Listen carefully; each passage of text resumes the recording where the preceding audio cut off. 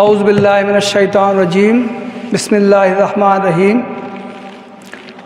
انا انزلنا التوراۃ فیہا ھدی ونور یحکم بہا النبیون الذین اسلموا للذین ھادوا والربانیون والاحبار بما استحفظوا من کتاب اللہ وکانوا علیہ شہداء فلا تخشوا الناس واخشون ولا تشتروا بآیاتی ثمنا قلیلا ومن لم يحكم بما انزل اللہ فاولئک هم الکافرون۔ صدق اللہ العظیم۔ یہ سورہ المائدہ کی آیت نمبر 44 ہے۔ اللہ تعالیٰ یہ فرماتا ہے ہم نے تورات نازل کی جس میں ہدایت اور روشنی تھی، سارے نبی جو مسلم تھے اسی کے مطابق ان یہودی بن جانے والوں کے معاملات کا فیصلہ کرتے تھے، اور اسی طرح ربانی اور احبار بھی اسی پر فیصلے کا مدار رکھتے تھے، کیونکہ انہیں کتاب اللہ کی حفاظت کا ذمہ دار بنایا گیا تھا اور وہ اس پر گواہ تھے۔ محترم بزرگوں، بھائیوں، دوستوں، یہ میرے لیے انتہائی خوشی کا موقع ہے اور سعادت کا موقع ہے کہ اس وقت میں آپ حضرات کے سامنے موجود ہوں۔ سنبھل میں میری پہلی مرتبہ حاضری ہوئی ہے اور یہ مجھے خوشی ہے کہ ہاں مختلف عمر کے چھوٹے بچے بھی ہیں، نوجوان بھی ہیں، ادھیڑ عمر کے بھی لوگ ہیں، بزرگ بھی ہیں، اور خاص طور سے علماء کی بھی اچھی خاصی تعداد ہے۔ مجھے ان سب کے سامنے کچھ باتیں عرض کرنے کا موقع مل رہا ہے۔ جیسا کہ آپ کے سامنے واضح کیا گیا کہ جماعت اسلامی کی یہ مہم پورے ملک میں لوگوں کو قرآن سے جوڑنے کے لیے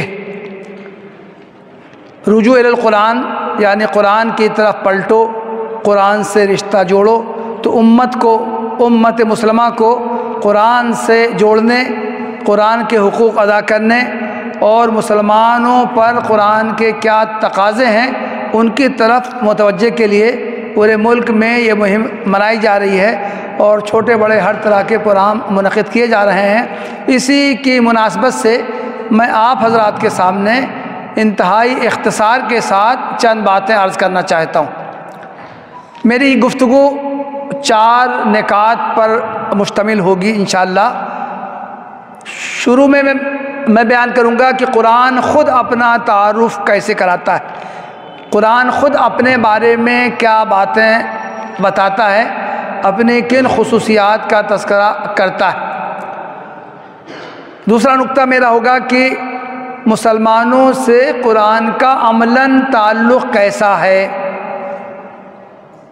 مسلمان خود قرآن سے اپنا انہوں نے کس طرح کا تعلق استوار کر رکھا ہے۔ تیسرا نقطہ میری گفتگو کا ہوگا کہ حقیقی تعلق قرآن سے مسلمانوں کا کیسا ہونا چاہیے، اس تعلق سے خود قرآن مجید میں اور احادیث میں کیا تذکرہ کیا گیا ہے، اور آخر میں انشاءاللہ یہ عرض کروں گا کہ مسلمانوں کا قرآن سے حقیقی تعلق استوار کرنے کے لیے ہم کیا کر سکتے ہیں، مسلمانوں میں جو باشعور لوگ ہیں وہ کیا وہ کر سکتے ہیں، اور خاص طور سے حضرات علماء کرام پر کیا ذمہ داریاں عائد ہوتی۔ محترم بھائیوں، بزرگوں، دوستوں، ابھی میں نے جو آپ کے سامنے قرآن کی آیت سورہ المائدہ کی پیش کی ہے، اس میں تورات کا تذکرہ کیا گیا ہے، تورات کی صفات بیان کی گئی ہیں، اور یہ بتایا گیا ہے کہ تورات جس پر نازل ہوئی تھی وہ توریت کا اس سے کیا تعلق تھا، اور خود جو لوگ تورات پر ایمان رکھتے تھے ان سے کیا مطالبات کیے گئے۔ اللہ تعالیٰ نے فرمایا انا انزلنا التورات، ہم نے تورات کو نازل کی ہے۔ ہم سب جانتے ہیں کہ تورات حضرت موسیٰ علیہ السلام پر نازل ہوئی تھی، زبور حضرت داؤد علیہ السلام پر آئی تھی، انجیل حضرت عیسیٰ علیہ السلام پر آئی تھی، صحف ابراہیم کا تذکرہ ہے کہ وہ حضرت ابراہیم السلام پہ آئے تھے۔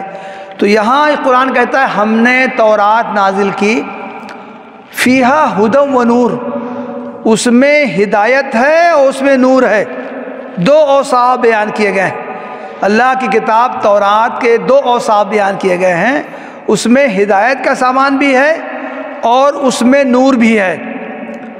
آگے بیان کیا گیا ہے کہ تورات کے ذریعے انبیاء فیصلہ کرتے تھے۔ کون سے انبیاء؟ حضرت موسیٰ علیہ السلام، اور حضرت موسیٰ علیہ السلام کے بعد میں بنی اسرائیل میں جو انبیاء آئے وہ سب توریت کو اپنا رہنما سمجھتے تھے، توریت سے روشنی حاصل کرتے تھے، اور توریت ہی کے مطابق لوگ انسانوں کے معاملات میں فیصلہ کیا کرتے تھے۔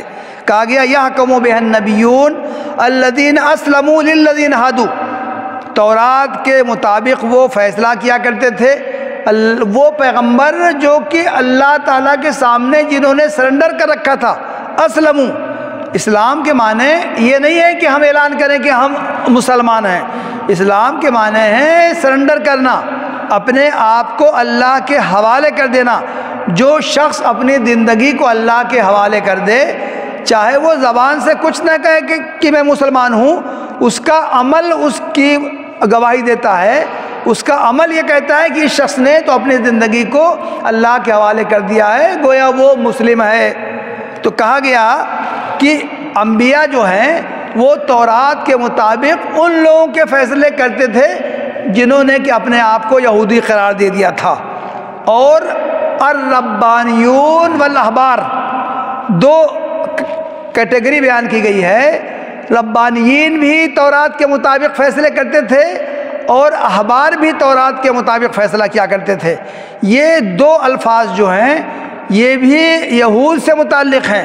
الربانیون ان لوگوں کو کہا جاتا تھا جن کی زندگی نیک ہو، بزرگ ہوں، صوفی ہوں، واز کہنے والے ہوں، ان لوگوں کے لیے ربانیین کا لفظ آتا تھا۔ اور جو لوگ علم والے ہوتے تھے، جو لوگ فقیہ ہوتے تھے، جو لوگ احکام شریعت بیان کرتے تھے، ان کے لیے احبار کا لفظ استعمال کیا گیا ہے قرآن میں۔ تو گویا کہ یہود کے چاہے عام دیندار لوگ ہوں، چاہے یہود کے علماء ہوں، وہ ان کے سامنے اللہ تعالیٰ کے احکام کھول کھول کر بیان کرتے تھے۔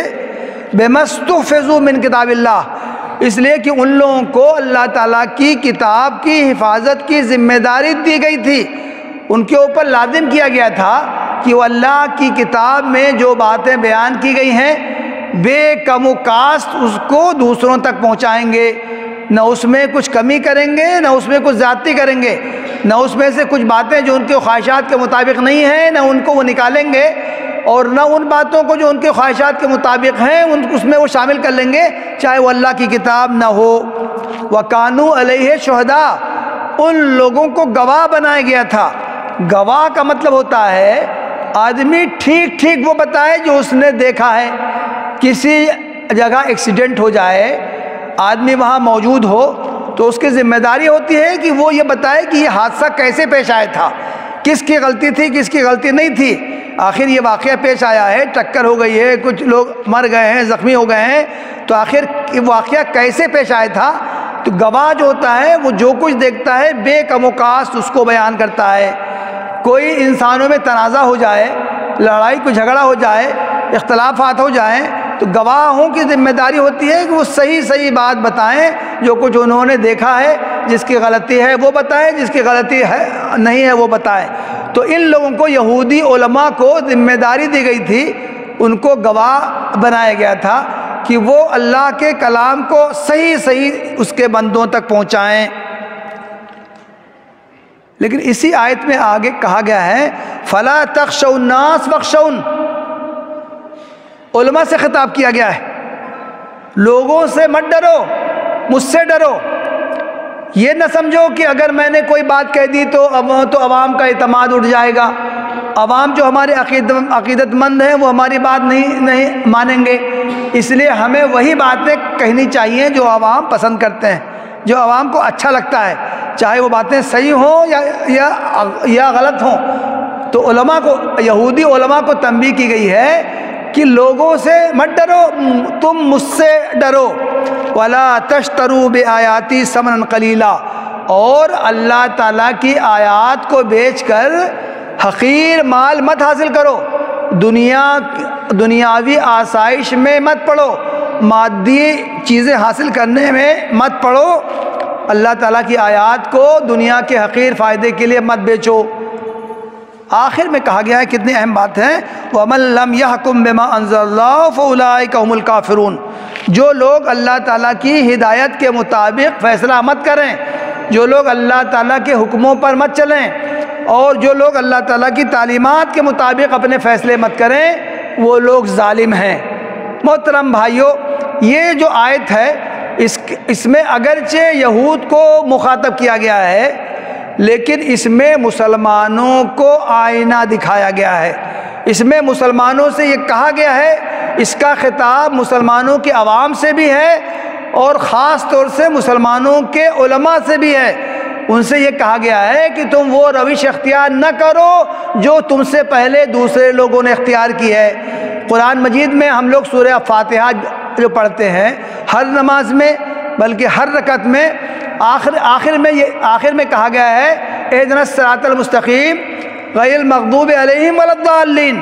ہم دعا کرتے ہیں، ہم کو یہ دعا سکھائی گئی ہے، اللہ تعالیٰ ہم کو سیدھے راستے پر چلا، صراط الذین انعمت علیہم، ان لوگوں کے راستے پر چلا جس پر تو نے انعام کیا، ان لوگوں کے راستے پر مت چلا جس پر تیرا غضب نازل ہوا اور جو گمراہ ٹھہرے۔ مفسرین نے کہا ہے کہ اس کا مطلب یہی ہے، مغضوب علیہم جن پر اللہ کا غضب نازل ہوا وہ تو یہودی ہیں، اور جو گمراہ ہیں جنہوں نے حضرت عیسیٰ علیہ السلام کو خدا بنا لیا ہے، الوہیت میں شریک کر لیا ہے، وہ لوگ عیسائی ہیں۔ تو اللہ تعالیٰ ہم کو ان لوگوں کے راستے سے بچا۔ تو گویا کہ قرآن مجید میں جو یہود کا تذکرہ ہے، عیسائیوں کا تذکرہ ہے، وہ اسی لیے کیا گیا ہے کہ ہم ان لوگوں کے راستوں سے بچیں۔ مسلمان عوام کو بھی اسی کی تلقین کی گئی ہے اور مسلم علماء کو بھی اسی بات کی ہدایت کی گئی۔ محترم بھائیو، ابھی میں نے آپ کے سامنے آیت پڑھی ہے کہ قرآن میں کہا گیا انا انزلنا التوراۃ فیہا ھدی و نور، ہم نے توریت کو نازل کیا، اس میں ہدایت بھی ہے اور نور بھی ہے۔ ٹھیک یہی بات قرآن مجید کے بارے میں بھی کہی گئی ہے۔ اللہ تعالیٰ نے اسی آیت میں سورہ مائدہ ہی میں آیا ہے، قد جاءکم من اللہ نور و کتاب مبین، ہم نے تمہاری طرف نور بھیجا اور ایک روشن کتاب بھیجی، یہدی بہ اللہ من اتبع رضوانہ سبل السلام، اللہ تعالیٰ اس کے ذریعے ان لوگوں کو جو کہ اس کی خوشنودی چاہتے ہیں ان لوگوں کو ہدایت دیتا ہے، وَيُخْرِجُهُم مِّنَ الظُّلُمَاتِ إِلَى النُّورِ، بِإِذْنِهِ ان کو تاریکیوں سے نکال کر روشنی میں لاتا ہے، وَيَهْدِيهِمْ إِلَىٰ صِرَاطٍ مُّسْتَقِيمٍ، اور ان کو سیدھے راستے پر کی رہنمائی کرتا ہے۔ تو ٹھیک جو بات تورات کے بارے میں کہی گئی تھی، ٹھیک وہی بات قرآن کے بارے میں بھی یہی کہی گئی ہے۔ جس طرح تورات کو ہدایت کی چیز کہا گیا تھا، جس طرح تورات کو نور کہا گیا تھا، اسی طرح قرآن مجید کو بھی نور کہا گیا ہے اور اس کے ہدایت کا ذریعہ کہا گیا ہے۔ مختلف آیات میں قرآن کے ہدایت ہونے کی صراحت کی گئی ہے۔ الف لام میم ذالک الکتاب لا ریب فیہ ھدی للمتقین، یہ کتاب ہے اللہ کی جس میں کوئی شک نہیں ہے، اور اس میں متقیوں کے لیے، جو لوگ اللہ سے ڈر کر زندگی گزارنا چاہتے ہیں، ان کے لیے ہدایت کا پورا سامان ہے۔ شہر رمضان الذی انزل فیہ القرآن ھدی للناس وبینات من الھدی والفرقان، یہ جو قرآن ہے جو رمضان کے مہینے میں نازل کیا گیا ہے، یہ ہدایت ہے، تمام انسانوں کے لیے ہدایت ہے، اور اس میں روشن نشانیاں ہیں، اور یہ فرقان ہے، یہ حق اور باطل، صحیح اور غلط کو چھانٹ کر الگ الگ کر دینے والی۔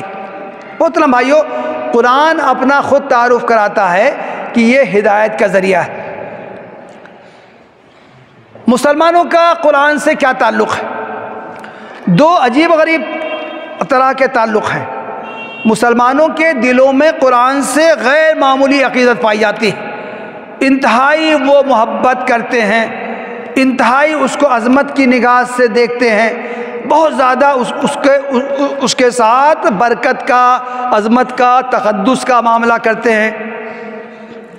اگر کوئی خبیث شخص، کوئی بد باطن قرآن کے بارے میں کوئی غلط بات کہہ دیتا ہے، اس کے ساتھ عملاً کوئی ناشائستہ حرکت کر دیتا ہے تو مسلمان بہت زیادہ جذبات میں آ جاتے ہیں، وہ برانگیختہ ہو جاتے ہیں، اور ایسے شخص کو سزا دینے کے لیے قرار واقعی اس کے جرم کی سزا دینے کے لیے وہ بے چین ہو جاتے ہیں۔ یہ ان کے قرآن سے محبت عظمت کی یہ دلیل ہے۔ لیکن مسلمانوں کا عملی رویہ کیا ہے؟ محترم بھائیوں، ہم سب اپنی آنکھوں سے دیکھتے ہیں، مسلمانوں کا عملی رویہ ہے قرآن کو تبرک کے طور سے استعمال کرنا، برکت والی چیز سمجھنا۔ مکان کے افتتاح کے موقع پر قرآن خوانی کی جاتی ہے تاکہ وہ مکان وہ جگہ بابرکت ہو جائے۔ تجارت کے لیے کوئی دکان کھولی جاتی ہے تو قرآن خوانی کی جاتی ہے تاکہ تجارت کو فروغ ہو، وہاں پہ برکت کا حصول ہو۔ قرآن کو گھر میں کسی اونچی جگہ پر رکھا جاتا ہے تاکہ کوئی لڑکا ہاتھ نہ لگا لے، اس کی توہین نہ ہو جائے۔ کوئی بیمار ہوتا ہے تو اس کے پاس قرآن کی آیات کی تلاوت کی جاتی ہے۔ کسی شخص کا علاج کروایا جائے، کوئی فائدہ نہ ہو رہا ہو تو یہ خیال آتا ہے کہ اس کا کچھ تعویذ بنوا لیا جائے، قرآن پڑھ کے پھونک دیا جائے تاکہ اگر کچھ عصبی اثرات ہیں تو وہ اثرات دور ہو جائیں۔ جاگنے کے وقت قرآن کی تلاوت کی جاتی ہے۔ کسی کا انتقال ہو جاتا ہے تو قرآن خوانی کی جاتی ہے۔ یہ ساری وہ صورتیں ہیں جو قرآن کو برکت سمجھ کے اختیار کی جاتی ہیں۔ لیکن محترم بھائیوں، میرا سوال یہی ہے، کیا قرآن اسی لیے نازل ہوا تھا؟ اس کا انکار نہیں ہے کہ یہ فائدے ہوں گے کہ نہیں ہوں گے۔ قرآن کو شفاء لما فی الصدور کہا گیا ہے، قرآن کو ایک شفا حاصل ہونے والی چیز کہا گیا ہے۔ قرآن کو پڑھنے پر اجر ملنے کی بشارت دی گئی ہے، صحیح حدیث سے ثابت ہے۔ کوئی آدمی، اللہ کے رسول صلی اللہ علیہ وسلم نے فرمایا، کوئی آدمی قرآن پڑھے تو ایک ایک حرف پر اللہ تعالیٰ اجر دیتا ہے، ایک حرف پر وہ 10 گنا اجر دیتا ہے۔ حدیث میں صراحت کہی گئی ہے، الف لام میم یہ ایک نہیں ہے، 3 حرف ہیں۔ الف ایک حرف ہے، لام ایک حرف ہے، میم ایک حرف ہے۔ کسی نے الف لام میم کہا، اس کو 30 اجر مل گئے۔ یہ صحیح حدیث سے ثابت ہے۔ تو گویا کہ قرآن کوئی شخص جتنا پڑھے گا اس کو اجر ملے گا، بے پایاں اجر ملے گا۔ اللہ تعالیٰ کے خزانوں میں کسی طرح کی کوئی کمی نہیں ہے۔ لیکن محترم بھائیوں، میرا سوال پھر وہی ہے، کیا قرآن اسی لیے نازل ہوا تھا؟ قرآن نے جو اپنا تعارف کرایا ہے وہ ہدن ہے، وہ نور ہے۔ قرآن نور کے ذریعے تاریکیاں چھٹتی ہیں، دور ہوتی ہیں۔ تو کیا ہم قرآن کو نور ہی کی حیثیت سے استعمال کر رہے ہیں؟ ایک آدمی اندھیری رات ہو، راستے میں وہ چلا جا رہا ہو، اس کے ہاتھ میں ٹارچ ہو، اس نے ٹارچ کو بند کر رکھا ہو، ہم کہیں گے کتنا بیوقوف آدمی ہے۔ اندھیرا میں راستہ صحیح طریقے سے چلنے کے لیے اس کے پاس ایک روشنی کا سامان تھا، وہ اس کا استعمال ہی نہیں کر رہا ہے۔ لیکن قرآن اگر اپنے آپ کو نور کہہ رہا ہے اور ہم نے اس کو بند کر رکھا ہے، ہم یہ جاننے کی کوشش ہی نہیں کر رہے ہیں کہ قرآن میں کیا باتیں کہی گئی ہیں۔ ہماری زندگی میں جو مسائل ہیں، جو مشکلات ہیں، جو پریشانیاں ہیں، وہ قرآن کی تعلیمات سے دور ہو سکتی ہیں، لیکن ہم جاننے کی کوشش ہی نہیں کرتے ہیں کہ قرآن میں آخر کیا باتیں بیان کی گئی ہیں، تو ہم اس کے ذریعے اپنی مشکلات پریشانیوں کو کیسے دور کر سکتے ہیں۔ تو محترم بھائیوں، قرآن کا جو تعارف ہے خود اپنا، مسلمان اس حیثیت سے قرآن سے ان کا تعلق نہیں ہے، صرف جو ظاہری ان کا جو تعلق ہے اس مقصد سے قرآن نازل ہی نہیں ہوا ہے۔ قرآن کے نزول کا مقصد یہ ہے کہ سمجھا جائے اللہ تعالیٰ کا یہ ہدایت نامہ ہے۔ قرآن کے بارے میں اللہ کے رسول صلی اللہ علیہ وسلم نے فرمایا ہے، القرآن الکریم حبل اللہ الممدود من السماء الی الارض۔ قرآن مجید جو ہے یہ اللہ تعالیٰ کی رسی ہے، آسمان سے زمین تک وہ لٹکی ہوئی ہے۔ جو شخص قرآن کو پکڑے گا وہ گویا اس کا تعلق اللہ تعالیٰ سے استوار ہو جائے گا۔ قرآن اللہ کا کلام ہے، جس شخص نے قرآن کو مضبوطی سے تھاما اس نے گویا کہ اللہ تعالیٰ کی رسی کو مضبوطی سے تھام لیا۔ وَاعْتَصِمُوا بِحَبْلِ اللَّهِ جَمِيعًا وَلَا تَفَرَّقُوا۔ لوگوں اللہ تعالیٰ کی رسی کو مضبوطی سے تھام لو اور آپس میں تفرقہ میں مت پڑو۔ حدیث میں قرآن ہی کو اللہ کی رسی کہا گیا ہے، تو گویا کہ قرآن مجید میں خود یہ کہا گیا ہے کہ جو لوگ قرآن کو اختیار کریں گے، مضبوطی سے اس کو تھامیں گے، جانیں گے کہ قرآن میں کیا کہا گیا ہے کیا نہیں کہا گیا ہے، وہ لوگ گویا کہ قرآن کو حقیقی طور سے مضبوطی سے تھامنے والے۔ محترم بھائیوں، میری بات کا خلاصہ یہی ہے، قرآن کو کوئی شخص کسی بھی طور سے پڑھے، اللہ تعالیٰ اس کو ضرور اجر دے گا، اللہ تعالیٰ کے خزانوں میں کمی نہیں ہے۔ لیکن قرآن کو جب تک ہم سمجھ کر پڑھنے کی کوشش نہیں کریں گے، اس وقت تک ہم قرآن کا صحیح طریقے سے قرآن کو اختیار کرنے والے ہم نہیں بن سکتے ہیں۔ یہ بات اللہ کے رسول صلی اللہ علیہ وسلم نے بھی اپنی احادیث میں بار بار فرمائی ہے، اور صحابہ کرام کا بھی یہی عمل تھا۔ کیا ہم یہ تصور کر سکتے ہیں کہ جو صحابہ کرام تھے وہ قرآن کو بغیر سمجھے بوجھے کے پڑھا کرتے تھے؟ کیا ہم کسی صحابی کے بارے میں یہ تصور کر سکتے ہیں کہ وہ قرآن جو پڑھتا تھا وہ بغیر سمجھے بوجھے پڑھتا تھا؟ ایک مرتبہ ایک صحابی اللہ کے رسول صلی اللہ علیہ وسلم کی خدمت میں آئے، انہوں نے کہا کہ میں قرآن کو کتنے دنوں میں پڑھوں؟ آپ صلی اللہ علیہ وسلم نے اس کی تفصیل بتائی۔ آخر میں آپ نے فرمایا وَلَا فَقُوهَ مَنْ قَرَأَ الْقُرْآنَ فِي أَقَلِّ مِنْ ثَلَاثٍ، متعین دنوں سے کم میں اگر کسی نے قرآن پڑھا تو اس نے گویا قرآن کو سمجھ کر ہی نہیں پڑھا۔ گویا کہ خود اللہ کے رسول صلی اللہ علیہ وسلم بھی قرآن کو سمجھ کر پڑھنے پر زور دیتے ہیں۔ ایک مشہور صحابی ہے حضرت عبداللہ ابن عباس رضی اللہ عنہ، وہ فرماتے ہیں میں قرآن کا زیادہ حصہ میں پڑھ لوں بغیر سمجھے بوجھے، اس کے مقابلے میں یہ بہتر سمجھتا ہوں کہ میں قرآن کا کم حصہ پڑھوں لیکن اس کو میں سمجھ کر پڑھوں۔ محترم بھائیوں، قرآن کا پیغام یہی ہے کہ قرآن پر ایمان لایا جائے، اس کی عظمت دل میں پیدا کی جائے، قرآن کو پڑھا جائے صحیح طریقے سے، تجوید کے ساتھ، صحت کے ساتھ پڑھا جائے، اور پھر قرآن کا یہ بھی حکم ہے، تقاضا ہے کہ اس کو سمجھ کر پڑھا جائے، اس پر عمل کیا جائے، اور پھر اس کو دوسروں تک پہنچایا جائے۔ قرآن کے بارے میں یہ تین باتیں بہت اہم ہیں: سمجھ کر پڑھنا، قرآن پر عمل کرنا، اور جو باتیں ہم نے سمجھی ہیں وہ دوسروں تک پہنچانا۔ ہر مسلمان کی ذمہ داری ہے کہ وہ ان تین چیزوں کو اختیار کرے۔ اگر ہم ان تین چیزوں میں کوتاہ ہیں تو گویا کہ ہم نے قرآن کا حق ادا نہیں کیا۔ اور یہ محترم بھائیوں، ہمارے سامنے یہ عملی زندگی میں یہ ایک حقیقت ہے۔ میں آپ کے سامنے یہ مثال میں پیش کروں، ہماری طبیعت خراب ہو، ڈاکٹر کے پاس ہم جائیں، ڈاکٹر ایک نسخہ لکھ کے دے دے، ہم گھر پہ آئیں اور اس نسخے کو بار بار ہم پڑھتے رہیں، 10 بار 20 بار 100 بار اس نسخے کو ہم پڑھ لیں، تو کیا ہمارا مرض دور ہو جائے گا؟ ہرگز نہیں۔ ڈاکٹر نے تو یہ بتایا تھا کہ تمہارا مرض یہ ہے، اس میں فلاں فلاں دوائیں کام آئیں گی، جاؤ تم وہ دوائیں دکان سے لے کے آؤ، اس کو استعمال کرو، تب تمہارا مرض دور ہوگا۔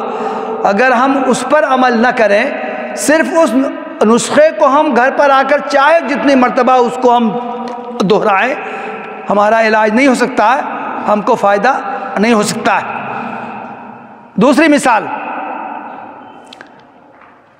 ہم کسی کو ملازم رکھیں، اس کو کچھ کام سونپیں، اگر وہ ملازم وہ کام نہ کرے تو وہ کس کام کا؟ ہم اس کو تنخواہ کیوں دیں؟ ہم نے ایک ملازم کو رکھا کہ وہ گھر کا فلاں فلاں کام انجام دے، اس کو ہم حکم دیں کہ تم فلاں کام کرو، وہ ہمارے سرہانے کھڑا ہو کے کہے فلاں کام کرو فلاں کام کرو فلاں کام کرو، ہم کہیں گے یہ کیا، ہم نے تو تم سے کہا تھا تم یہ کام کرو، اور تم میرے ہی سر پہ کھڑے ہو کے فلاں کام کرو فلاں کام کہہ رہے ہو۔ ہم ایک سودے کا اس کو اپنے ملازم کو پرچہ دیں، جا کے بازار جاؤ فلاں فلاں سامان لے آؤ، وہ جا کے بازار وہ نہ جائے، سامان وہ نہ لائے، میں ہمارے سرانے کھڑا ہو کے کہے فلاں سامان لے آؤ، فلاں سامان لے آؤ، فلاں سامان لے آؤ، ہم کہیں گے کیا یہ ملازم وفادار ہے؟ کیا یہ ملازم ہمارے کام کا ہے؟ اگر اللہ تعالیٰ نے ہمیں کچھ احکام دیے ہیں، تم نماز پڑھو، تم قرآن کی تلاوت کرو، تم زکوٰۃ دو، تم رشتہ داروں کا حق ادا کرو، تم سود مت کھاؤ، یہ سارے احکام دیے ہیں، ہم ان احکام کو دہراتے رہیں اور وہ کام نہ کریں تو ہماری بھی مثال اسی طرح کے خادم کی ہوگی، نوکر کی ہوگی، جو وہ کام تو نہ کرے لیکن وہ انہی الفاظ کو دہراتا رہے۔ محترم بھائیوں، اب میں اپنی گفتگو کے آخری حصے پہ آتا ہوں۔ اگر مسلمانوں کا تعلق قرآن سے ویسا نہیں ہے جیسا کہ قرآن خود چاہتا ہے، میں نے واضح کیا کہ قرآن کیسا تعلق مسلمانوں کا چاہتا ہے، تو حقیقی تقاضوں کی طرف لانے کے لیے ہم کیا کر سکتے ہیں، بہت اختصار کے ساتھ میں چند باتیں آپ سے عرض کرنا چاہتا ہوں۔ مسلمانوں کا حقیقی تعلق جوڑنے کے لیے سب سے زیادہ ذمہ داری علماء کرام پر عائد ہوتی۔ ان کو دین کا شعور ہے، وہ جانتے ہیں کہ اللہ تعالیٰ کے کیا احکامات ہیں، کن کاموں سے اللہ خوش ہوتا ہے، کن کاموں سے اللہ تعالیٰ ناراض ہوتا ہے، وہ قرآن کا فہم رکھتے ہیں، عوام ان پر اعتماد کرتے ہیں، ان کی باتیں سنتے ہیں، ان کی باتوں پر عمل کرتے ہیں۔ تو گیا کہ علماء کرام مرض بھی جانتے ہیں، مرض کو دور کرنا بھی جانتے ہیں، اور ان کی باتوں پر اعتماد بھی کیا جاتا ہے۔ اس چیز کو میں ایک مثال سے بیان کرتا ہوں۔ کسی بستی میں اگر آگ لگے، ہر شخص دوڑ پڑتا ہے آگ کو بجھانے کے لیے، اس کے بس میں جو ہوتا ہے وہ کرنے کی کوشش کرتا ہے۔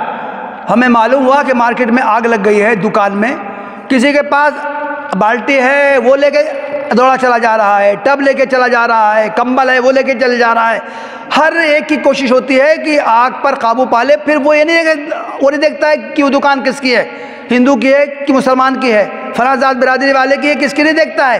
آگ کو بجھانا ہے چاہے وہ جس کی ہو۔ سب سے زیادہ اہم کردار اس میں فائر بریگیڈ کا ہوتا ہے۔ اس کو اطلاع ہوتی ہے، فوراً وہ لوگ وہاں پہنچتے ہیں اور جلد آگ پر قابو پا لیتے ہیں۔ کیوں؟ اس لیے کہ فائر بریگیڈ کے عملے کو تربیت حاصل ہوتی ہے، آگ کو کیسے بجھانا ہے، کس ترکیب سے، اس کے پاس آلات ہوتے ہیں، گاڑیاں ہوتی ہیں، لمبے لمبے پائپ ہوتے ہیں، وہ جلد کوئی کسی پانی کی کسی پائپ کو کاٹ کے اس میں ٹیوب جوڑتے ہیں اور بہت جلد آگ پر قابو پا لیتے ہیں۔ اسی طرح اگر سماج میں آگ لگی ہوئی ہو، فتنے کی، فساد کی، منافرت کی، دشمنیوں کی، اگر سماج میں آگ لگائی ہوئی ہو، ہر شخص کو چاہیے، ہر باشعور شخص کو، ہر باشعور مسلمان کو چاہیے کہ اس پر قابو پانے کی کوشش کرے، اور اس پر سب سے زیادہ ذمہ داری علماء کی۔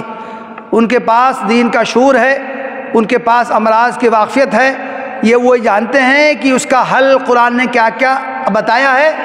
اس لیے علماء جو کام کر سکتے ہیں وہ عام لوگ نہیں کر سکتے۔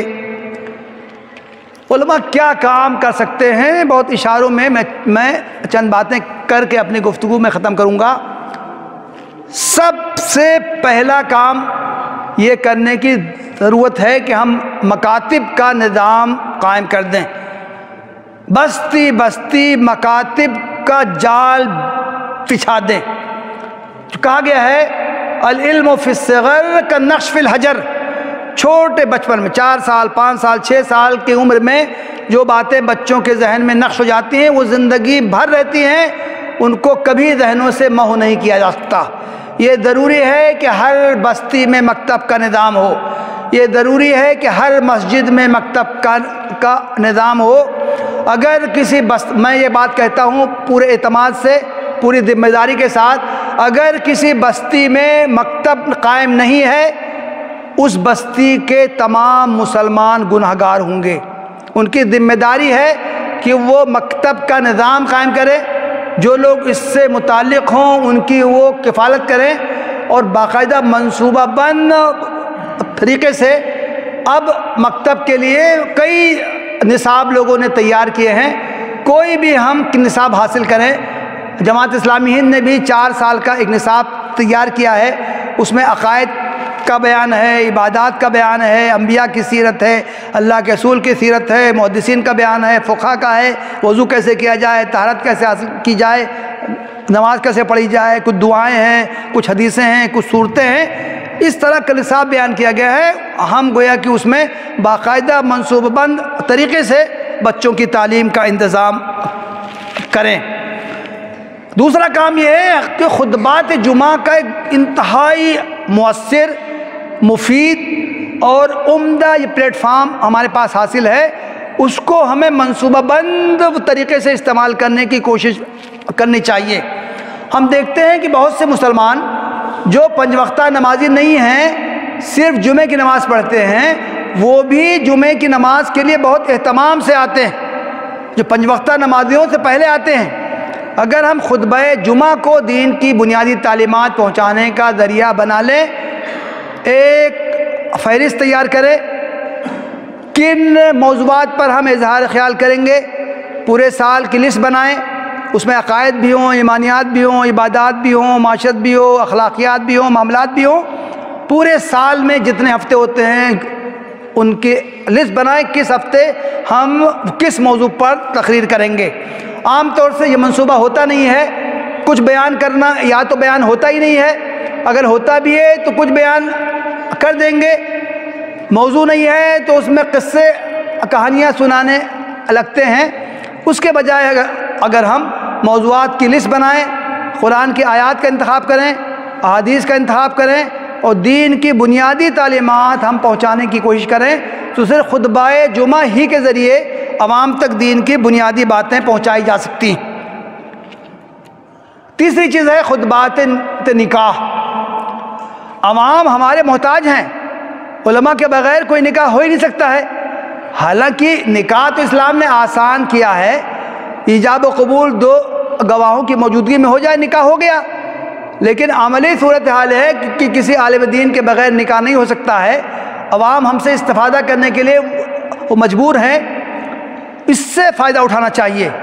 ہر نکاح کے موقع پر اگر ہم اسلام کی آئلی تعلیمات بیان کریں، شوہر کے حقوق کیا ہیں، فرائض کیا ہیں، بیوی کے حقوق کیا ہیں، فرائض کیا ہیں، رشتہ داروں کے آپس میں کیا تعلقات ہیں، اسلام کی آئلی احکام کیا ہیں، تعلیمات کیا ہیں، خوشگوار خاندان کیسے وجود میں آ سکتا ہے، اختلافات اگر پیدا ہونے لگیں تو ان کو کیسے دور کیا جا سکتا ہے، یہ سب باتیں اگر ہم بیان کریں، 1 بار بیان کریں گے، 2 بار بیان کریں گے، 10 بار بیان کریں گے، لوگوں کے ذہنوں میں وہ باتیں نقش ہوں گی اور اس کے اثرات سماج میں ظاہر ہوں گے۔ محترم بھائیوں، طالب بالغان کا بھی ہمیں مسجدوں میں نظم کرنا چاہیے۔ بہت سے لوگ ہیں جو بڑے ہو گئے ہیں لیکن ان کو دین کی بنیادی تعلیمات بھی ان کو نہیں آتی ہیں۔ ائمہ حضرات اگر یہ اعلان کریں کہ ہم اس وقت سے اس وقت تک مسجد میں موجود رہیں گے، جو چاہے ہم سے کوئی بھی بات، کوئی مسئلہ کچھ آ کے پوچھ سکتا ہے، تو اس سے بھی عوام کو کی تربیت کے لیے ان کو استعمال کیا جا سکتا ہے۔ محترم بھائیوں، نوجوانوں کی تعلیم کا بھی ایک خاص طور سے نظم کرنا چاہیے۔ آج کل دینی تعلیم سے محرومی کی وجہ سے نوجوان لڑکیوں اور نوجوان لڑکوں میں بھی بے روی عام ہو رہی ہے۔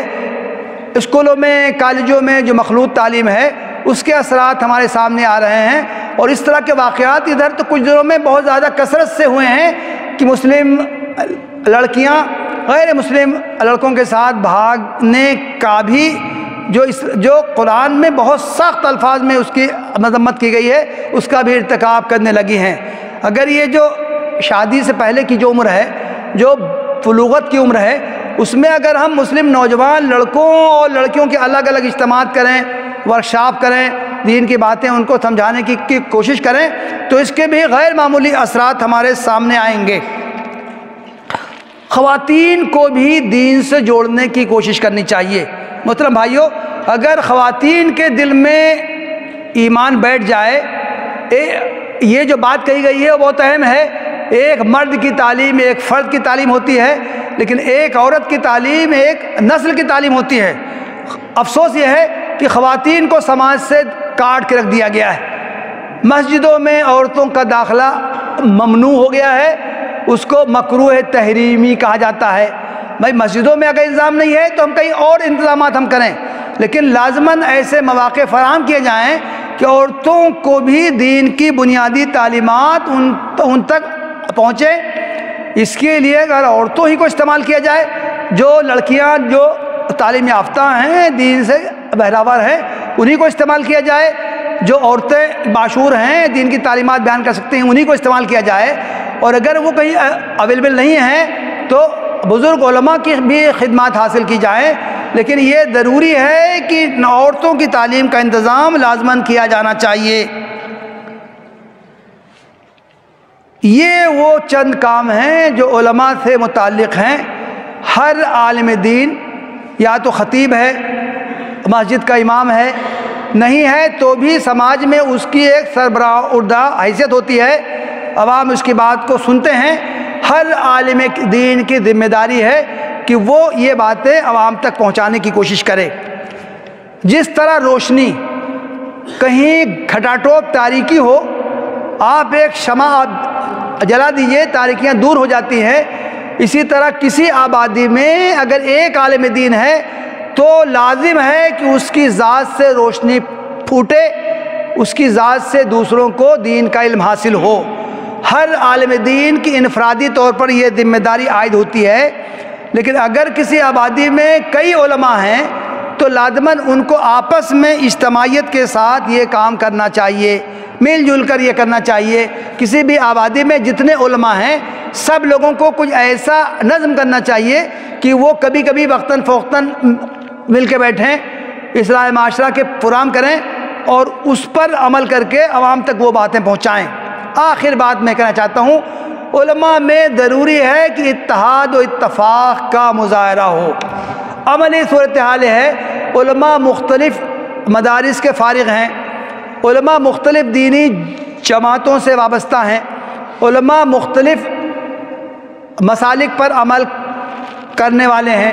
محترم بھائیوں، عملی صورتحال یہ ہے کہ بہت سے معاملات میں علماء یکجا نہیں ہوتے ہیں. میں بھی ایک مدرسے سے فارغ ہوں، میں بھی آپ ہی لوگوں کا آدمی ہوں، لیکن میں اس حقیقت کے اظہار سے عوام یہ سمجھتے ہیں کسی بات پر عوام تو متحد ہو سکتے ہیں لیکن علماء کا اتحاد بہت مشکل ہے. ہم کو اس تاثر کو دور کرنا ہے.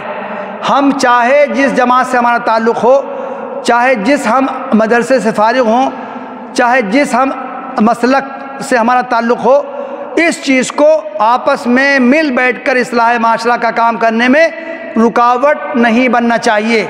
ہم اپنے اپنے مسلک پر عمل کرتے رہیں. ہماری وابستگیاں مختلف جماعتوں، تنظیموں، گروہوں سے باقی رہے، اس کے باوجود بھی ہم مل جل کر کام کر سکتے ہیں. تو ہمیں اس کی طرف توجہ کرنا چاہیے. دین میں جتنے احکام آئے ہیں سب کے لیے جمع کے صیغے استعمال کیے گئے.